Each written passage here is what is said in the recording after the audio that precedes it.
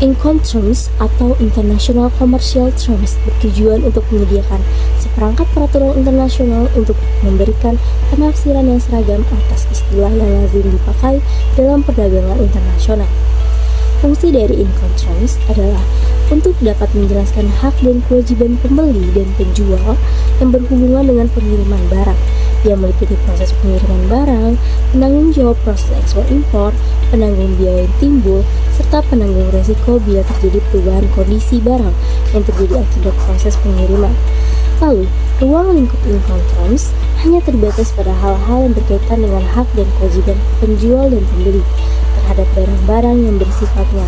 Incoterms terpopuler ada 3. Yang pertama ada free on board, lalu cost and freight, dan cost insurance and freight. Yang pertama, free on board. Penyerahan barang dengan menggunakan term FOB, eksportir mempunyai kewajiban untuk memikul semua biaya dan risiko terhadap pengiriman barang mulai dari tempat eksportir hingga ke atas kapal di pelabuhan muat. Setelah itu, kapal berangkat, biaya dan risiko pengiriman barang sampai di tempat importir beralih menjadi tanggung jawab importir. Cost and freight. Eksportir mempunyai kewajiban untuk memikul semua biaya terhadap pengiriman barang, mulai dari tempat eksportir hingga kapal sampai di pelabuhan tujuan. Tetapi eksportir tidak wajib mengcover asuransi atas pengapalan barang tersebut. Setelah itu, biaya dan risiko pengiriman barang dari port of destination sampai di tempat importir menjadi tanggung jawab importir.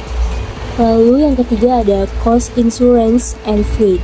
Segala resiko atas kerusakan atau kehilangan barang serta segala macam biaya yang timbul setelah barang melewati rel kapal beralih dari penjual kepada pembeli. Penjual berkewajiban untuk menanggung segala biaya pengangkutan yang dibutuhkan agar barang sampai pada pelabuhan tujuan yang disebutkan, termasuk menyediakan asuransi pengangkutan laut untuk menanggung resiko pembeli atas kehilangan atau kerusakan barang selama masa pengangkutan laut. Sistem pembayaran dalam ekspor impor terdapat 6 jenis. Yang pertama ada barter, lalu advance payment, open account, down payment, documentary collection, and letter of credit. Sistem pembayaran yang pertama ada barter. Barter merupakan pertukaran barang dengan barang. Dalam hal ini, barang yang dikirim ke luar negeri ditukarkan langsung dengan barang yang dibutuhkan di dalam negeri. Pembayaran dengan barter tidak berupa devisa, melainkan berupa barang yang nantinya dapat dipakai sendiri atau dijual kembali. Lalu selanjutnya ada advance payment. Advance payment di sini adalah sistem pembayaran yang mengharuskan importir membayar sebelum barang dikirim. Dalam sistem pembayaran ini, importir memiliki resiko mendapatkan barang yang tidak sesuai dengan pesanan atau bahkan importir tidak mendapatkan barang yang dipesan jika penjualnya ingkar. Untuk barang-barang yang skalanya memang kecil ukurannya dan kuantitasnya, biasanya menggunakan advance payment dengan metode pembayaran cek, online payment seperti PayPal, telegraphic transfer. Lalu selanjutnya adalah open account, di mana di sini adalah kebalikan dari advance account, yang merupakan pembayaran yang dilakukan oleh importir setelah barang dikirimkan oleh eksportir, baik setelah dokumen pengapalan rilis, namun barang belum diterima oleh importir, sehingga berisiko kerugian untuk pihak eksportir. Selanjutnya down payment.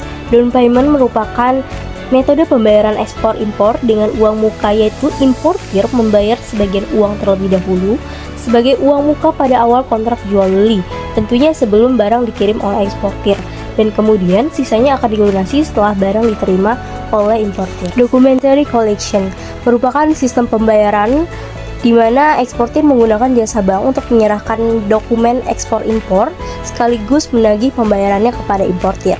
Di sini, eksportir mengapakan terlebih dahulu barang untuk importirnya, kemudian dokumen-dokumen yang berkaitan dengan pengiriman barang dikirimkan langsung ke bank koresponden di negara importir, atau melalui bank eksportir terlebih dahulu, kemudian baru dikirimkan kepada bank importir.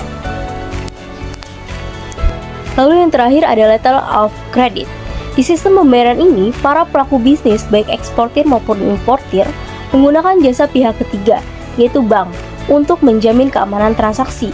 Dalam sistem pembayaran ini, bank yang telah ditunjuk importir akan menerbitkan surat jaminan pembayaran kepada eksportir dengan syarat eksportir telah memenuhi syarat-syarat yang terdapat dalam surat tersebut. Surat inilah yang disebut dengan Letter of Credit.